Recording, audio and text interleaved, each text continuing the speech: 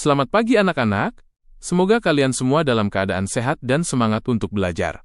Hari ini kita akan mempelajari sesuatu yang menarik, yaitu hakikat manusia sebagai makhluk sosial dan ekonomi yang bermoral. Sebelum kita mulai, silakan buka kolom deskripsi di bawah video ini. Di sana sudah tersedia rangkuman materi yang akan kita bahas hari ini, jadi kalian bisa sambil menyimak dan membaca. Sudah siap? Yuk kita mulai pelajarannya. Selamat pagi anak-anak, coba kalian pikirkan. Pagi ini, siapa yang sudah sarapan di rumah? Angkat tangan. Beberapa siswa mengangkat tangan. Nah, sekarang coba kita pikir bersama. Waktu kalian makan nasi, dari mana nasi itu berasal? Siapa yang menanam padi? Siapa yang memasak?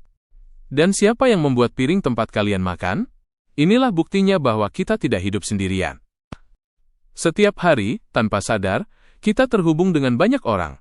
Kita hidup saling membutuhkan. Maka dari itu, manusia disebut sebagai makhluk sosial. Artinya, kita nggak bisa hidup sendiri.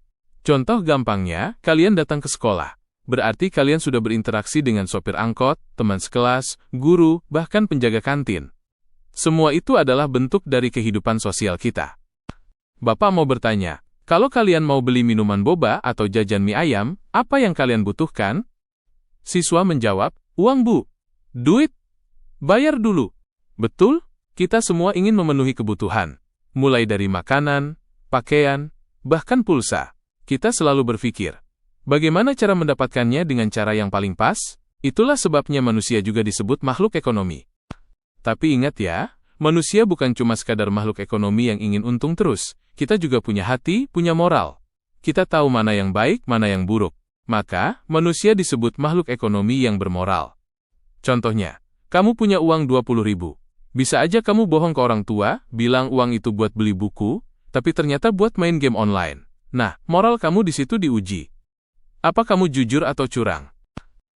Supaya bisa hidup rukun, kita belajar sosialisasi sejak kecil. Pertama kali belajar di rumah, lalu di sekolah, terus nanti saat bergaul dengan teman, bahkan saat nonton YouTube atau buka Instagram, kita belajar dari semua itu. Siapa yang ngajarin sopan santun pertama kali? Mama, ayah, kakak. Ya, betul. Keluarga adalah guru pertama kita. Bapak jelaskan ya, nilai dan norma. Kita juga hidup dengan nilai dan norma. Nilai itu seperti prinsip, misalnya kejujuran, tanggung jawab, hormat pada orang tua. Norma itu aturannya, jangan mencontek, hormat pada guru, ikut antre. Kalau dilanggar, ada sanksi. Mari Bapak beri analogi. Kalau main sepak bola, ada aturannya kan? Nggak boleh pakai tangan. Kalau kalian langgar, kena kartu kuning. Nah, hidup juga begitu. Ada nilai dan norma supaya kehidupan tidak semrawut. Bapak akan lanjutkan, membahas interaksi antar wilayah. Pernah nggak kalian minum teh yang ternyata diproduksi di Jawa Barat, makan keripik dari Lampung, atau pakai baju buatan Solo? Itu artinya, kita hidup dalam interaksi antar wilayah. Wilayah yang satu, melengkapi wilayah lain. Ada yang punya beras, ada yang punya sayur. Maka, mereka saling jual beli. Tapi, kalau jalannya rusak atau ongkos transportasinya mahal, bisa nggak barang itu sampai dengan mudah? Tidak. Makanya, kelancaran transportasi juga penting dalam hubungan antar wilayah.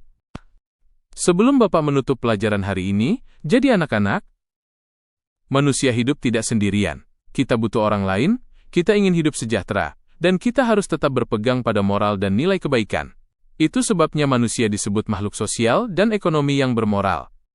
Anak-anak, kalau kita bisa paham dan menerapkan ini semua, kita bukan hanya jadi pelajar yang pintar, tapi juga manusia yang bijak, jujur, dan bermanfaat bagi orang lain. Sampai jumpa di pelajaran berikutnya.